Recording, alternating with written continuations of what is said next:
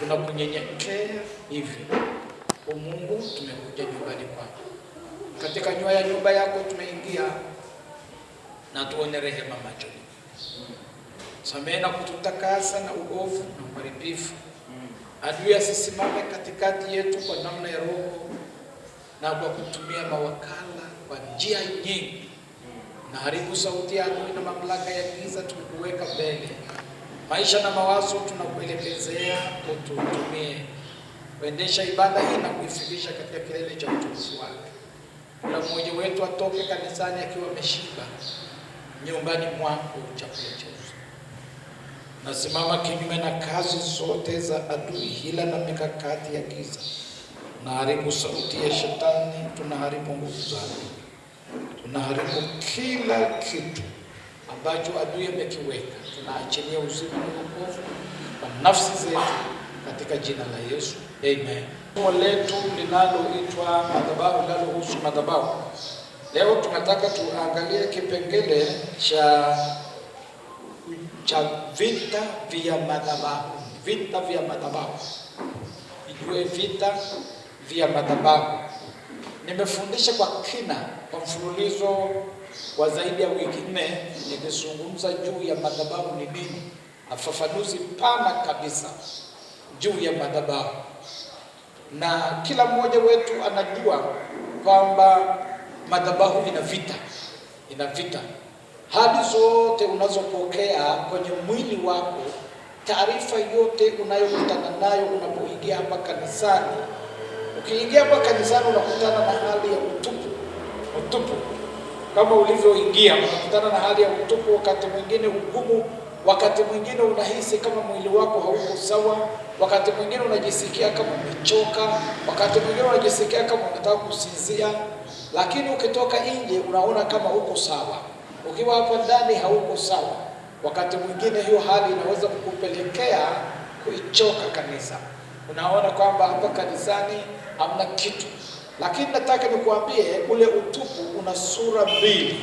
Ule utupu una sura unayoikuta hapa, kwa sababu mahali hapa kuna vita dhidi ya kanisa na shetani, namna ya kutumia mawakala, wachawi na nguvu zozote za giza zinazodhoofisha ibada katika mioyo ya watu. Nusu ya hali ile unakuja nayo wewe mwenyewe umeshambulika kwa muda mrefu. Moyoni mwako unasikia mtupu, au hisi hali ya ibada, hisi hali ya uzima, lakini unapokuja hapa wewe ni sehemu ya ibada. Sasa unakuja ukiwa sio sehemu ya ibada, unataka ukute ibada kwa 100% hapa. Mwenzako amekuja mtupu, wewe umekuja mtupu, wewe umekuja mtupu. Kwa hiyo kile kidogo kilichoko madhabahuni kinanyonywa. Watu wanatoka kanisani kama watupu, bila kujua, bila ufahamu juu ya hili. Hatari yake ni kubwa. Mchungaji ana wajibu wa kujua ni nini kinaendelea ndani ya kanisa.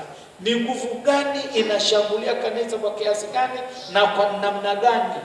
Usipojua hili, watu wote tunakutana hapa ni kusinzia. Mchungaji kazi yake ni kusema msilale. Mchungaji kazi yake ni kusema ngoja nimalizie. Alafu lingine baya, washirika wanachelewa kuja kanisani, na wakati wa kuondoka wanakuacha mwenyewe, wanaondoka mapema. Hiyo ni vita vikali vya madhabahu. Hakuna anayetambua vita vya madhabahu, lakini wote wanapokuja kanisani ni watu tunashangaa na tunalaumu. Alafu ukimuuliza mtu unamlaumu nani, unatoka hapa unasema pale hamna kitu.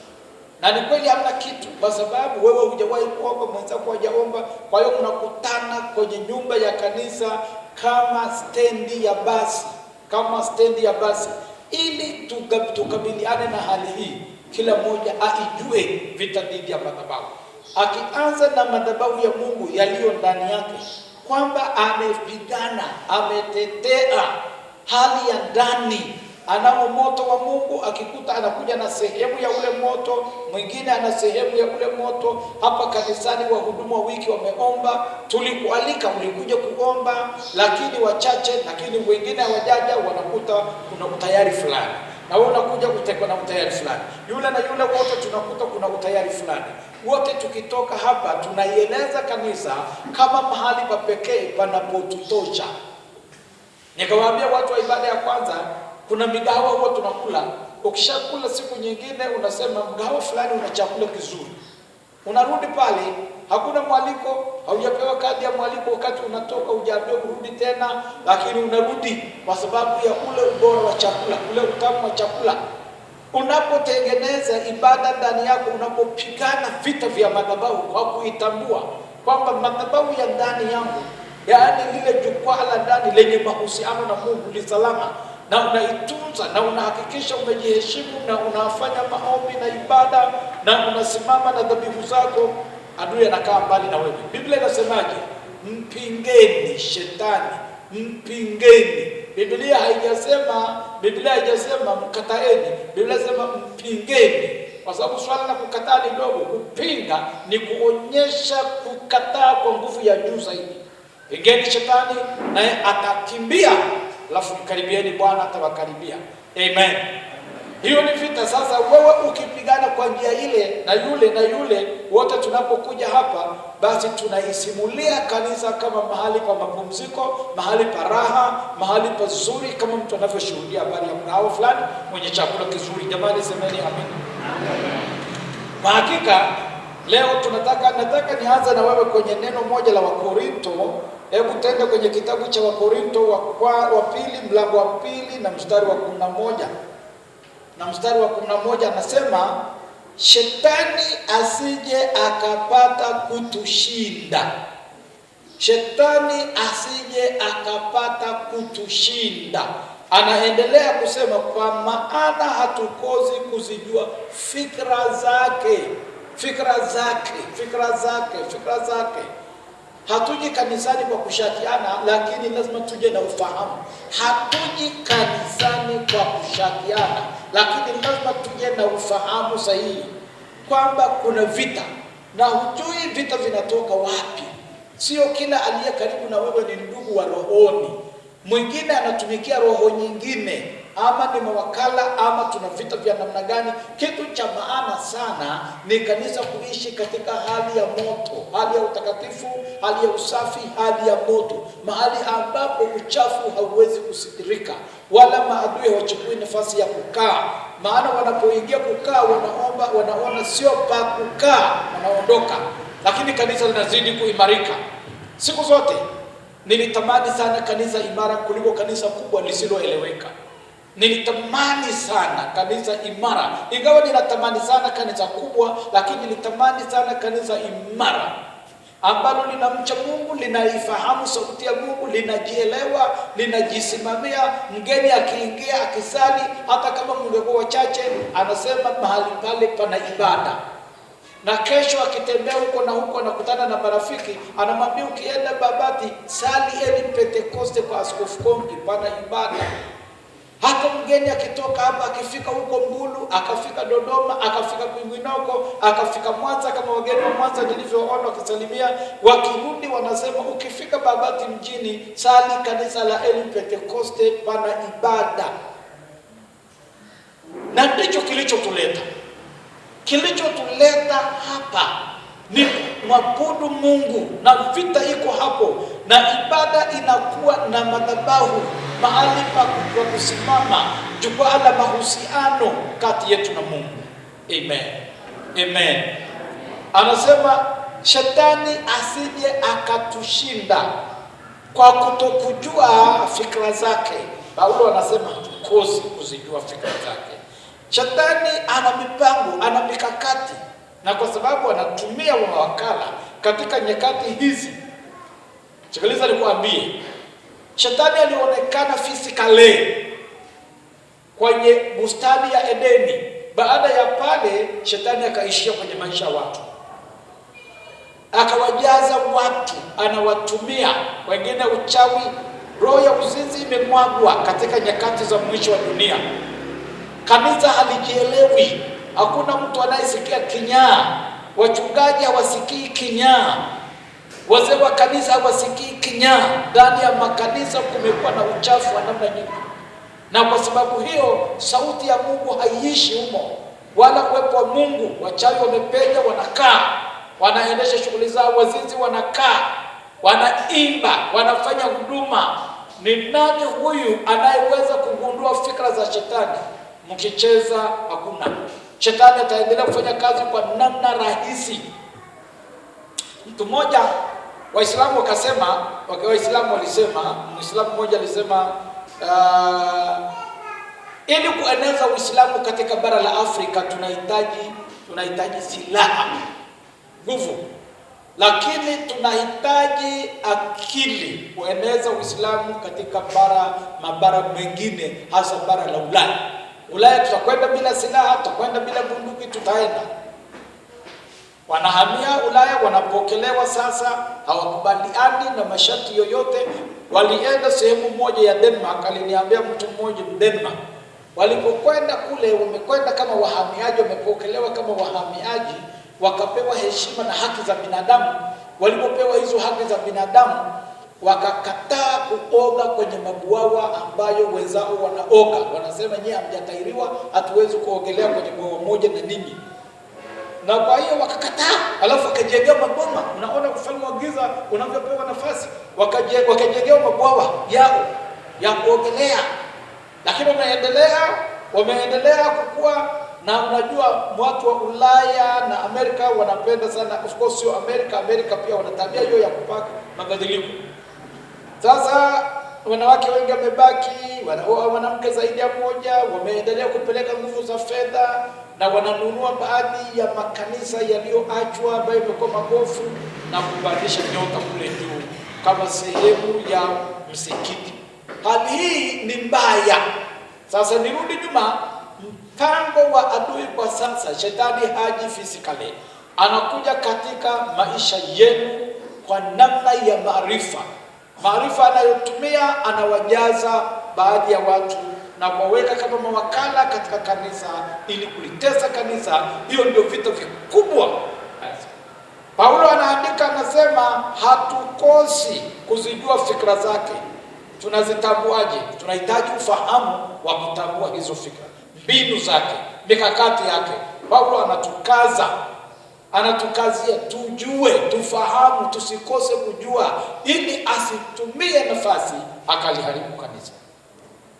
Unamwona adui katika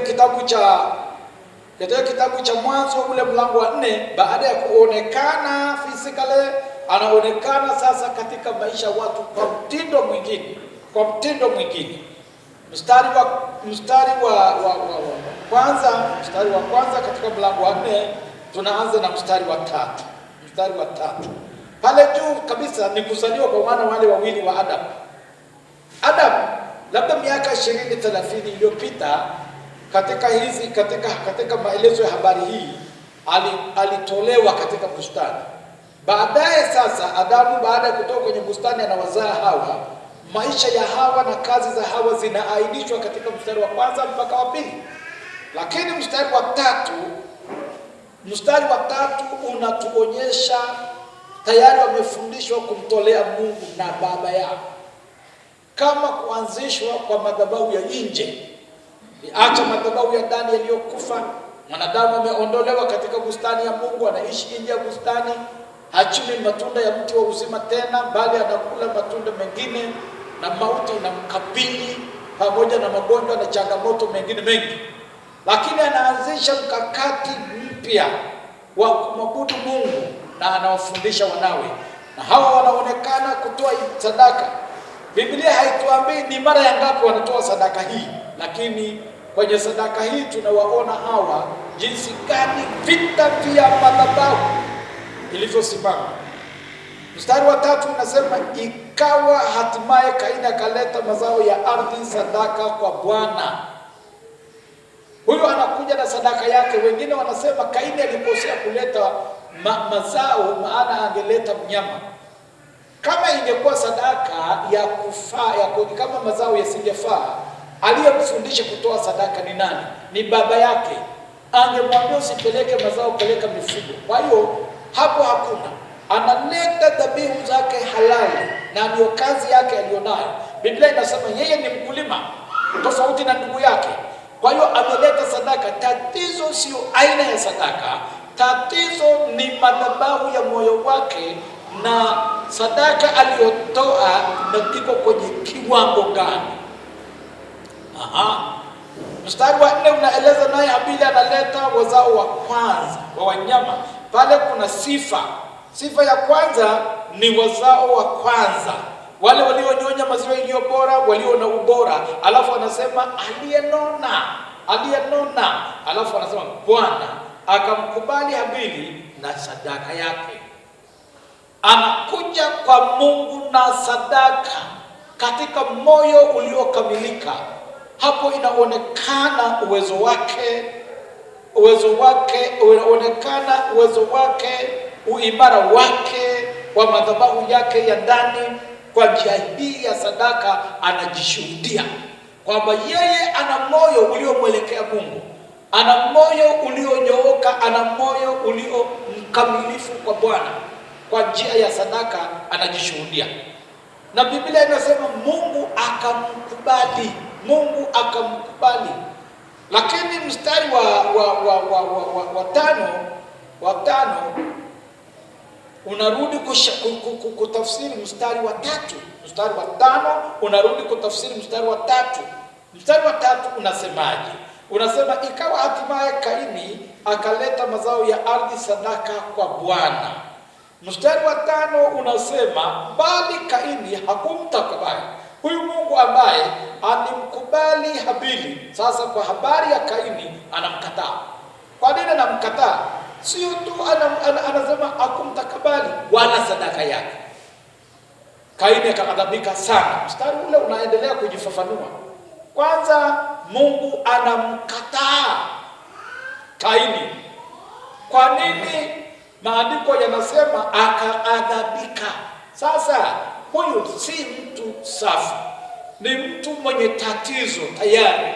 Moyo wake ulikuwa umetengana na Mungu, tofauti na ndugu yake aliye na moyo ulionyooka, ambaye aliwaza ibada, alijiandaa kwa ibada, alibeba kile ambacho anakiheshimu na amemtolea Mungu heshima ya moyo, ameushuhudia moyo, anashuhudia sadaka anayompa Mungu. Mungu anamkubali kwa kuwa moyo wake umenyooka kwa Bwana, hauna hila, moyo wake hauna dosari. Bwana mkubwa ambaye ni Kaini, Biblia inasema alipoona hiyo dhabihu ya ndugu yake akakasirika. Mgogoro uko wapi? Habili apokee sadaka. Kwa nini anakasirika? Na kwa nini anakasirika? Tena kwa kukunja uso, kuonyesha hasira kubwa alionayo. Hii inaonyesha kiasi gani adui amepata nafasi ya kutosha katika moyo wake, hadi mwonekano wake wa ndani na dhabihu yake ikimuudhi Mungu. Mungu anamkataa, na si tu kumkataa, anamkataa na sadaka yake, kwa kuwa Mungu ajua mioyo. Hata kile tunachompa Mungu anakijua kwamba kina heshima kwake ama hakina heshima. Kama naomba msikilize, Mungu anajua tunachompa kama kina mheshimu ama hakimheshimu. Ni gapi tumebaki nayo katika kile tulicho nacho, katika akiba tulicho nacho, ambacho tunakiheshimu, tunakiweka, tunakitunza, kitusaidie katika mpango wa kujenga, mpango wa kufanyaje. Lakini je, katika hiyo kuna sehemu muhimu tuliochukulia Bwana tukamletea? Mungu anajua. Na kwa sababu Mungu anajua mioyo kwamba sisi tunajijali kuliko Mungu, na bado tunataka Mungu atusaidie. Tunamwona ndugu yetu Habili, tunamwona ndugu yetu Kaini akituwakilisha sisi ni nani. Huyu anawakilisha watu dhaifu, anawakilisha watu ambao hawezi kumtolea Mungu zaka na sadaka, anawakilisha watu ambao hawezi kumwabudu Mungu kutoka roho na kweli. Anasimama akiwa na hasira kwa ajili ya kile kilichotendeka. Mungu amekataa, anamkasirikia Mungu, anamkasirikia na nduguye. Mungu anamwambia nini? Baada ya kuona haya, Bwana akamwambia Kaini, mstari wa 6, kwa nini unakataa? Na hii ndio swali la Mungu kwa wale wote ambao wanaenda katika njia hii ya Kaini. Vita vya madhabahu ni vita vikali, vibaya. vibaya, kwa sababu shetani anavimulika hivyo. Kila wakati anataka kuona mioyo iliyochoka. Kila wakati shetani anataka kuona mioyo ambayo haiwezi kutembea na Mungu. Na anajua kabisa moyo uliochoka hauwezi kumtolea Mungu sadaka ya heshima. Moyo uliochoka hauwezi kumtolea Mungu zaka. Moyo uliochoka hauwezi kuja hapa kuabudu, upige magoti, usinzia, utaki. Moyo uliochoka unakaa mbali na Mungu. Unakuja kumchungulia Mungu Jumapili kwa Jumapili. Unakuja kumwangalia Mungu, bado upo anapatikana. Akikaa hapa, akikuta uzito anasema hapa hapafai, pale sio pa kuabudu. Sasa patachangamkaje? Utapachangamsha. Na hili ndio swali ambalo ulipaswa na wewe kufikiria. Anamwambia, mbona umekunja uso wako? Alafu mstari wa 7 Mungu anaendelea kumsemesha. Anamwambia mstari wa saba anamwambia, kama ukitenda vema hautapata kibali. Usipotenda vema, dhambi iko inakuotea mlangoni, nayo inakutamani wewe. Walakini yapasa uishinde. Kila mmoja anapokosa kibali, anapokosa anapokiona kwa wengine, huwa anaghadhabika. Niliwaambia watu wa ibada ya kwanza, niliwaambia shetani anafanya vita, analishambulia kanisa kupitia mawakala. Sasa hawezi kuonekana physically, lakini atatumia wachawi kushambulia watu, kuliacha kanisa watu wanasinzia, ama kuleta faraka katikati ya ndugu. Kanisa watu wanafarakana, huoni kama ni jambo la kutosha kufarakana, kusemana. Ukivaa sana watakusema, nasema kila siku anapita hapa amevaa kila siku. Sasa akivaa hivyo nani anamwangalia? Na yeye ni mke wa mtu. Dada, unateseka nini na maisha ya mtu mwingine? Na hicho ndicho utakiongea, kitaongelewa. Yeyote yule ambaye ana nafasi nzuri anaitumia nafasi yake ni adui, kwa sababu anaichukua nafasi yake na kuitumia vema mbele za Mungu, ni adui. Ukivaa vizuri ni kesi. Kila siku utamwona kavaa, mara sijui kaweka na ua, mara sijui kavaa kiatu gani. Haya, mkichoka hapo ambaye hajavaa vizuri, mtu akivaa ovyo amevaa hivyo, mnasema kila siku nguo moja, na yeye anatia aibu. Jamani, hivi simumwambieni? Kwa hiyo yupi hasa ni mzuri? Hivi ni vita vya kiroho, kumdhoofisha mtu. Mgeni akija hapa kanisani atashambuliwa kwa namna ile, au hata si mgeni na mwenyeji wa siku zote, lakini ataumizwa. Na unaposikia habari watu wanakusema Tekla, sasa akija hapa ni amevaa, akija hapa ni amevaa, sasa anataka nini? Shayo mtumbie tena. Maneno kama haya unasikia kwa mtu wa 5. Ukisikia maneno kama haya kwa mtu wa 5 unadhoofika sana. Mwisho unasema kanisa gani mimi sirudi pale. Utafikiria na wazee wa kanisa wamekusema, utafikiria na baba askofu wamekusema. Tayari shetani amepata nafasi ya kushambulia, kama alivyotamani siku ile walau Hawa ale tunda ampe na mume wake aone kazi yake imekamilika. Hapo unapoumia na kukata tamaa na kulaumu kanisa na kuacha kuja kanisani, furaha yake imetimia. Hapo unaposema kwa uchache wa nguo, furaha yake imetimia, maana unadhoofika, wananisema vibaya, wananisema vibaya. Hivi ni vita. Kila mmoja lazima ajue chuki isiyo na sababu, faraka, roho ya uzinzi na kukosa usikifu wa neno la Mungu. Shetani hutumia vitu kama hivi katika kushambulia kanisa. Tunamwona akiwa amemjaza Kaini kabisa, na Kaini hataki kujitafakari, ni wapi ninakosea ama nitubu, lakini anamwangalia ndugu yake kama sababu ya kutokutambuliwa kwa sadaka yake. Anamwona ndugu yake kama kikwazo cha Mungu kupokea sadaka yake. Anapanga njama ya kumuua ndugu yake. Hivi ndivyo tu huwa unaposhindwa kutimiza wajibu wako katika kanisa. Unamwona mwenye nafasi, mtu ambaye amesimama kwenye nafasi yake na kufanya majukumu yake, kama adui, kama kikwazo kwako. Hiyo inakunyima kabisa nafasi ya kutubu na kutengeneza. Inakupatia nafasi ya kukimbia na kwenda mbali kabisa na Mungu na kuendelea kuishi mbali. Biblia inasema baada ya Mungu waliishi nchi ya Nodi, wakaondoka kutoka mbele za Bwana. Shetani ana nchi ya Nodi kwako ameiandaa. Uondoke, waache utasali pale, utabaki nyumbani wiki 2-3 utakaa, lakini hiyo ni mpango wake wa kumaliza. Bwana asifiwe. Naye Habili alionyesha umahiri wake uliompelekea hata kifo kwa njia ya sadaka, kwamba yeye amesimama na Mungu, anajua atahitaji kutoka kwa Mungu.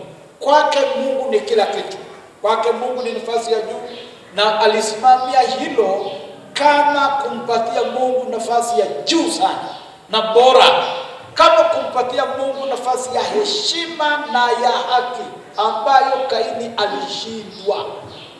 Wako wengi ambao leo wameshindwa. Unapozungumza juu ya mahusiano kati yake na Mungu, mahusiano, nimewahi kusema hapa, mahusiano hujengwa kwa mawasiliano. Mawasiliano ya kifa, usiseme kuna mahusiano nayo yanakufa automatically, yanakuwa yamekufa. Kama umeshindwa kuomba, maana yake hakuna ibada iliyoko ndani yako, kati yako na Mungu. Wala si kwamba umeshindwa kuja kanisani. Ukweli ni kwamba umeshindwa kumuomba Mungu ndani yako mwenyewe, uhusiano na Mungu umeisha. Kinachokuleta wewe sio uzoefu na mahudhurio. Kinachokuleta wewe hapa ni ule uzima unaoendelea kuishi ndani yako. Ule uzima ulioko ndani yako ndio unaokukumbusha hapa, kwa kuwa ule uhusiano unakamilishwa. Sasa unapokaa ndani, unapokaa hapa, unapokaa kule, unasema ngoja leo ni siku ya ibada, kanisani kwetu tuna ibada, tuna kipindi cha wanawake, tuna kipindi cha vijana. Ni kwa sababu ya hali yako ya ndani, sio kwa sababu kanisani kuna muhimizo, kuna msisitizo, sio kuna debe, sio kuna kengele imefungwa juu. Ni kwa sababu ndani yako kuna mahusiano. Yale mahusiano yako ya ndani yanakufanya uje. Sasa shetani akisha kukushinda, hautatambua kama kuna mahusiano yameharibika ndani yako. Mwanzoni unaanza kuharibika, kutambua, unatambua, unazoea, unakawaidisha, alafu unaiondoa, inakuwa ni kitu cha kawaida. Hasa wale unapokuta watu dhaifu wa aina yako, unaona ni kawaida, kwa sababu hata wewe sio mwenyewe. Unalibatiza, unalipatia nguvu na haki. Unashindwa kuja kanisani, mnakuwa wengi mtaani. Kanisani maombi yanaendelea, ninyi mko wengi mtaani, na moyo ulioshindwa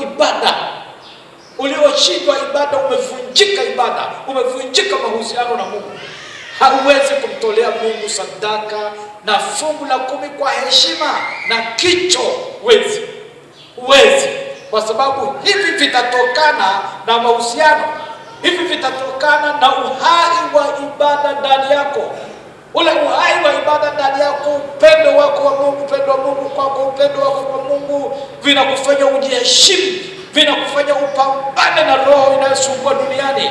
Watu wanapofanya uzinaa, wewe unaumizwa, Bwana wanaharibu miili yao. Huwezi kuona ni jambo la kawaida, unatambua kama jambo la kuchukiza. Unaona ni machukizo, unaona ni maudhi, unaona ni faraka kati ya mwanadamu na Mungu. Kwa sababu kwako na Mungu kuna mawasiliano. Mahusiano hutunzwa na mawasiliano. Kwa sababu ya mahusiano, unakuja hapa kuendelea na mawasiliano. Unapokuwa nyumbani kuna mawasiliano. Unapokuja hapa una mawasiliano. Wewe ni sehemu ya kujenga kanisa linaloishi pamoja na Mungu. Na wale ambao wanaenda mbali unawahurumia.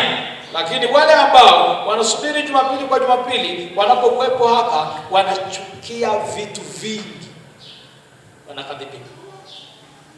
Wanasema tusimame tuabudu. Watu wanasimama wanaabudu. Yu Bwana amefufuka kifoni, yu Bwana, na kila ulimi ukiri kwamba Yesu ndiye Bwana. Unatoka nje unasema sasa ni nini? Si wamkaribishe mhubiri, kwa sababu ile hali wewe huipati, sio huitaki, huipati, iko mbali na wewe. Ni kama wanaongea kitu ambacho ni sawa na mwanafunzi, sawa na mtu mzima unampelekea kwenye darasa la watoto wa darasa la 3-5, wanafundishwa, huwezi kukaa pale. Huna kitu unachookota, upati chochote. na kwa hiyo ibada ile inamkasirisha. Wanapobubujikwa na machozi, wanapiga magoti, wengine wanaomba, wewe unatafuna bigiji, unaangalia, unatoka nje. Wakati mwingine mwenye pikipiki unamwona amechukua pikipiki, huyo ameenda. Mimi nimeshawazoea. Mwingine anakata na mguu, anavuka barabara, unajua huyo harudi, ameenda. Maana hakuna lake hapa, hakuna linalomfanya ajisikie kuwa hapa. Yale mawasiliano hapati. Wote tunatumia simu, sio? Unapotumia simu ya mkononi, kama humsikii mtu, unamwambia kata, piga tena. Kwa nini? Kwa sababu simu sio kelele, simu ni mawasiliano.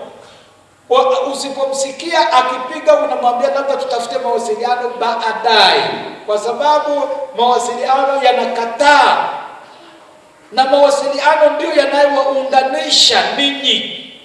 Unapokuja hapa upati network ya kiroho, mawasiliano ya kiroho, unatengeneza sura ya aina ya Kaini. Wale wanaoabudu wenye mawasiliano wanakukera. Wale wanaotoka mbele wamebeba bahasha ya zaka wanakukera. Neno la Mungu linaendelea, mahubiri yanaendelea, yanakukera. Kila kilicho chema chenye ushirika wa kiungu kwako ni kikwazo. Hakuishia kumkasirikia Mungu na ndugu yake, lakini alipanga mpango wa pili wa mauaji. Mstari wa 9 akamwambia Kaini, mstari wa 7, mstari wa 8, Kaini akamwambia Habili, twende. Akamwambia Kaini, Habili nduguye, twende uwandani. Ingawa walipokuwa uwandani, Kaini akamuinukia nduguye, akamuua. Mbona amemuua ndugu yake? Kwa sadaka yake. Hakuchukua mazao ya shamba ambayo analima. Amebeba mwanakondoo mnono kutoka nyumbani kwake, kutoka kwenye kundi lake. Hata sadaka inakuudhi, hata maneno ya mtu wa pili kanisani inakuudhi, hata jambo jema kanisani ukisikia inakuudhi. Juzi tunaandaa sherehe yetu kule nyumbani, tunaandaa sherehe. Mmoja wa watumishi ambao nilitegemea angeshangilia sana, angekuwa mmoja watu ambao wangenitia moyo kwa sababu ni wanangu kabisa, anasema si tupange sisi wenyewe. Yeye mzee anataka nini? Sisi wenyewe si tunajua. Nikasema maneno yake hayanisumbui. Ni upepo ukivuma mahindi yanaishi, upepo ukivuma mimea inaishi, kwa sababu hajui ninaloongea, halijui. Angelijua singeliongea kwa namna hiyo. Lakini watu wote walipokea kwa furaha. Niliwaheshimisha kwa kuwa ni jambo la kimungu na wanadamu. Ndugu zangu kanisa, mjua ya kwamba adui haonekani tena physically, anaishi katika maisha ya watu dhaifu, akiwachukua mateka na kuweka ndani yao uzinifu, akiweka ndani yao uchawi, faraka, chuki, husuda na migogoro, na hata kukaa katika hali ya kuharibu kanisa. Kazi ya wachawi ni kuondoa uwepo wa ibada katika kanisa na kulifanya kanisa kuwa dhaifu siku baada ya siku. Unasema kanisa lilikuwa na watu wengi, siku hizi halina watu. Hizo liko wapi? Vita vya madhabahu. Hata walioko kanisani hawana macho ya kuona hayo, hawana masikio, hawana sikio la kusikia hilo, hawatambui. Paulo anasema shetani asije akatushinda, hatukosi kuzijua fikra zake. Nani anajua fikra za adui dhidi ya madhabahu yake? Nani amegundua? Nani anaelewa? Nani anapambana na hilo? Adui anapambana. Unapoona uchumi umeyumba, target ya adui sio uchumi, ni kuhakikisha umemchukia Mungu, uone kwamba hakuna analokupatia. Unapoona ndoa inaudhi, mwanamke anamwona mwanamke, mwanaume anamwona mwanamke kama kikwazo, mwanamke anamwona mwanaume kama kikwazo, hawa wawili waliounganishwa kwa furaha wanageuka kuchukiana na wanaishi kila mmoja anamwona mwenzake shetani. Hivyo ndivyo adui hubomoa madhabahu. Wakiisha kushindwana, ugeukia wanawake wengine na kuanza kuwapenda. ugeukia wanaume wengine na kuanza kuwapenda na kutengeneza mahusiano.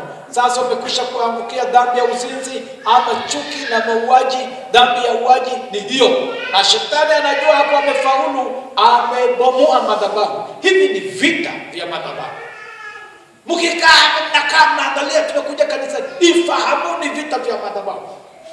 Wajia nyingi pale nyumbani, unapokosa kitu ya kula, unapokosa hela mna jambo fulani, mnapokosa fedha kwa sababu ya mambo fulani yanayokwama ujenzi, finish yenu na mambo mengine, mahitaji yenu, mnaona jirani wanakaanga nyinyi hamkaangi, msigombane.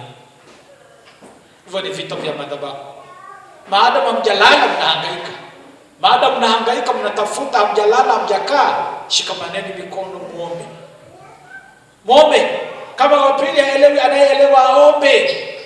Yule mwenye ufahamu apige magoti aombe. Mungu, hapa tumekwama, shetani anatuvuruga, anavuruga ndoa yangu, anavuruga mahusiano yangu na wewe. Hivi ni vita vya madhabahuni. Najua ya kwamba mahusiano yetu na wewe yanavurugwa. Mungu, tunakuangalia bado, maana umebeba utajiri wote kwa ajili ya watoto wako. Mimi ni mwanao, omba. Biblia inasema mpingeni atakimbia. Lakini hatushughuliki na hilo. Unashughulika na mwanamke, unashughulika na mwanaume, unashughulika na mgogoro na ondoka, mnaenda mbali na Mungu. Mambo yanavyokuwa magumu ndivyo unavyoacha hata kuja kanisani. Mambo yaende, mwanaume hakuelewi, hamuelewani, hakueleweki. Kila mtu anaishi mbali na Mungu. Nguvu ya uharibifu inaendelea kuchukua nafasi. Mnakuwa mbali zaidi na Mungu. Mnaendelea kumchukia Mungu na kumchukia kanisa. Na kwa sababu hamuoni Mungu, mnaliona kanisa ndio mahali mishale yenu inaenda. Unasikia mwanamke anasema kanisa gani? Unasikia mtu anasema kanisa gani? Mchungaji gani? Askofu gani? Kuna nini pale? Sasa nimalize kwa maneno haya. Hata nyumbani mnakaa wawili. Wale watoto mmewaleta nyinyi, wageni mmewaleta nyinyi. Mkizungumza mbele ya watoto, wewe ni mwanaume gani, wewe ni mwanamke gani, mnamaanisha nini? Mnamaanisha hakuna mwenye nguvu kati yenu. Na nielewa, fanya mkono namna hiyo, waambie neno la Yesu. Yule anayependa kumlaumu mwenzake anatangulia kusema wewe ni mwanaume gani au wewe ni mwanamke gani. Hawa wote ni wadhaifu. Anayetangulia kusema wewe ndio dhaifu zaidi. Ninyi wawili mnaonyesha udhaifu wenu kwa kuonyesha kwamba nyewe wawili hakuna mtu anayebeba maisha. Sasa unamlaumu mwenzako, sehemu yako ingemsaidia mwenzako, wewe huna, na kweli yule naye hana. Wote wawili mnakutana mkiwa hamfanyi. Hiyo nyumba lazima ianguke. Lakini mkishakujua hivyo, nashikana mikono. Naomba wewe mume wako muombe Mungu akusikilize. Akishakusikiliza, mwambie tuombe, mshikane mikono muombe. Omba. Mwambie Mungu, sisi tunakupenda. Ndoa yetu hii bila wewe ingekufa. Watoto wetu hawa bila wewe wasingekula wala wasingestawi. Tunaomba utuunganishe zaidi ya sasa.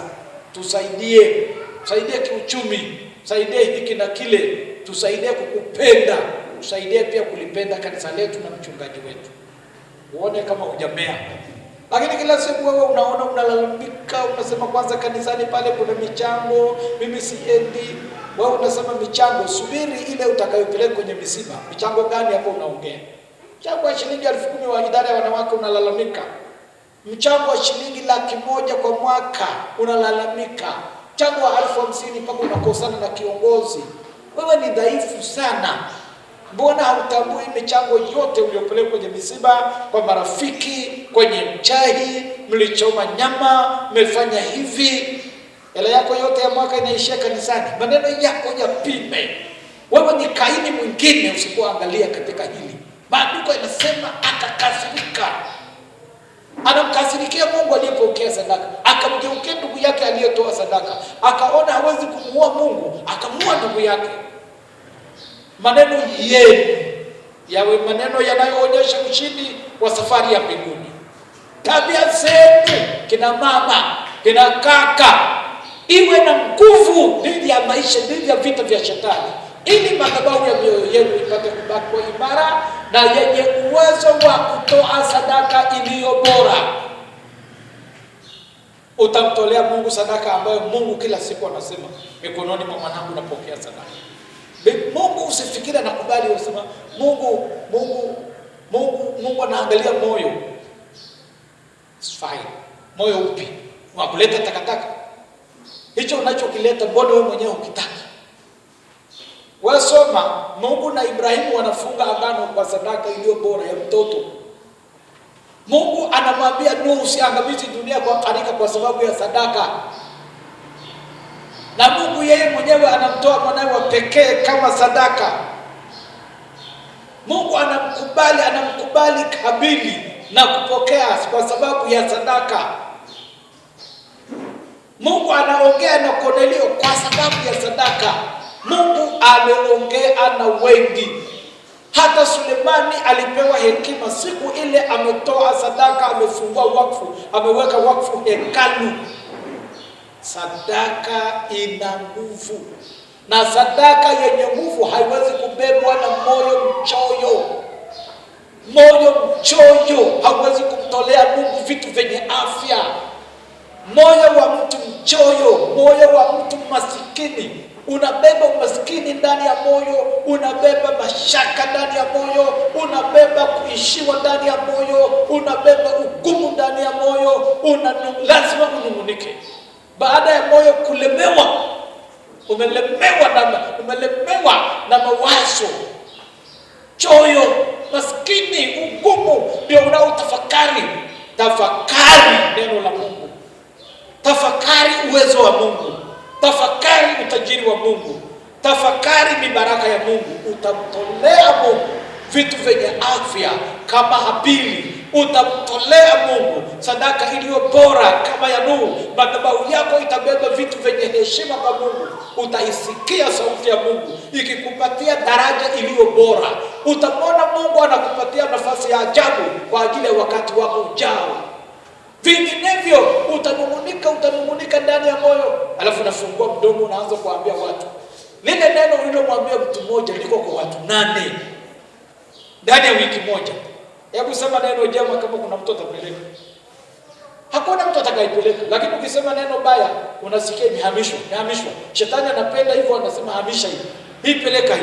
Habari njema yote haiendi. Najua,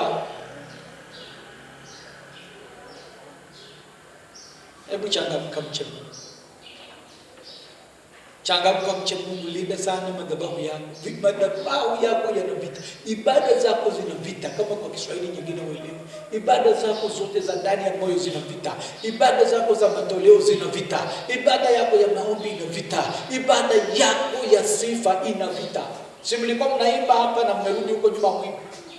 Si mlikuwa wanakwaya? Kwaya imepungua, ilikuwa kwaya kubwa ndefu, imepungua, wako wako. Kwani walihama si wako huko? Nimekosa nafasi, mambo yamezidi. Mungu akikunyang'anya afya, haya mambo ya kuzidi utayafanyia kazi. Kila mmoja na amtambue adui. Neno linasema hatukosi kuzijua fikra za adui. Fungueni ufahamu wenu, mioyo yenu, akili zenu. Usikubali kwa mnyonge fulani. Usikubali kama una nguvu kwa mtu wa kuimbiwa. Unakaa hapo kwaya zinaimbwa, wewe unaimbiwa. Imba. Usikubali kwa mtu wa kuabudishwa. Abudisha na wewe. Haya, unaabudishwa na wewe hata kuabudu. Abudu basi kama unaabudishwa. Fungueni mioyo yenu. Mungu atakushika mkono, kila mwenye sikio na asikie neno hili ambalo Roho ayaambia makanisa.